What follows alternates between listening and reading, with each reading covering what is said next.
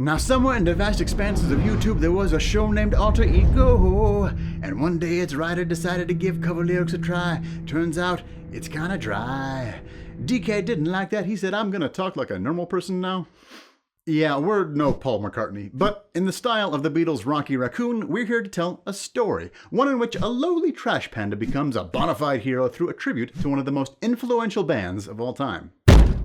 Hello, I'm DK, and this is Alter Ego, the show that strives to take a deeper look at some of our favorite names in comics. The year was 1976, and Marvel writers Bill Mantlo and Keith Giffen were as entrenched in writing Prince Wayfinder as they were in the music of the Beatles. They especially loved the story told in the band's folk ballad, Rocky Raccoon.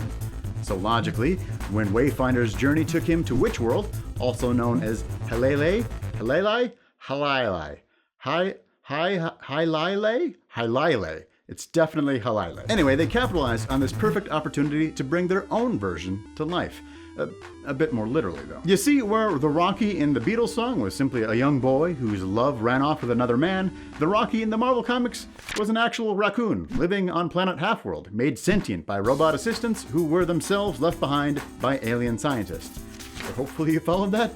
Just a tad different, but hey, their personalities are pretty similar. Rough and tumble cowboys, confident they can take on whatever comes their way. Pew, pew.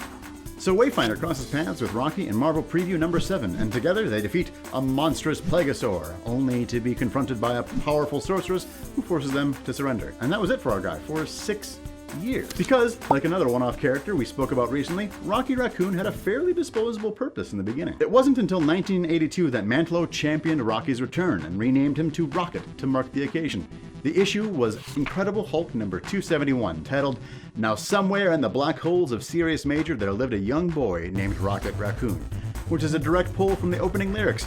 Now somewhere in the Black Mountain Hills of Dakota, there lived a young boy named Rocky Raccoon. In this story, the Hulk finds himself unconscious on a mysterious planet with two strange figures examining him.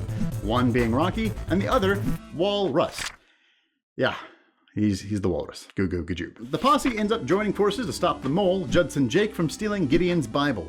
A little different from the Bible referred to in the song, this Gideon's Bible is the greatest treasure in the Keystone Quadrant. Written by the first comers, it's supposed to hold the secret origin of the planet and its inhabitants. Turns out though, it's just the alien scientist's research log, which also happens to hold the cure to the ailment that has been crippling the population since the planet's colonization. Not super sure why they didn't just cure them to begin with if they had the cure, but that's fine. Rocket would later star in a 4-part limited series in 1985, and that's where that Gideon's Bible stuff comes back.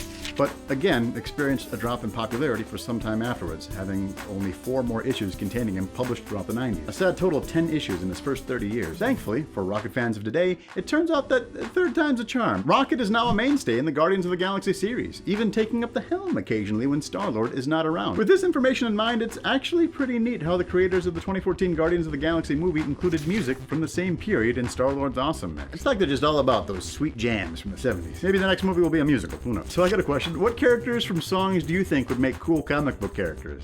I'm gonna stick with the Beatles here and go with Maxwell Silverhammer. And with that, if you happen to like the show and want to see some more of it, go and check out this playlist of all the Alter Egos to date.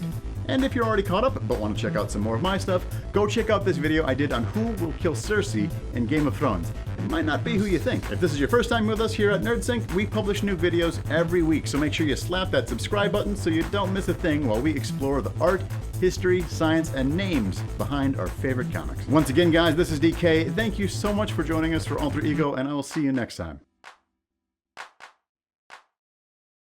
Guys, one last thing before I let you go. We talked about Bill Mantlo. He's one of the creators of Rocky Raccoon. He was sadly involved in an accident in 1992, which left him with irreparable brain damage. Most of the comic book creators then were freelance and made fairly meager wages. This means that they didn't have any sort of retirement plan or health insurance, so in cases like this, where a creator is in great need of extra assistance, the charity organization called the Hero Initiative is here to help out. These folks provide a financial safety net for comic creators, fueled by contributions from donors. So in the description below, we thought we'd include a link to where you're able to buy your Wizard World Comic-Con tickets, with a percentage going directly towards the organization. And who knows, maybe we'll even see you at the con. Neither the Hero Initiative nor Wizard World Comic-Con is a sponsor at all. I just wanted to take a moment to help raise awareness in this video that wouldn't exist without the guy.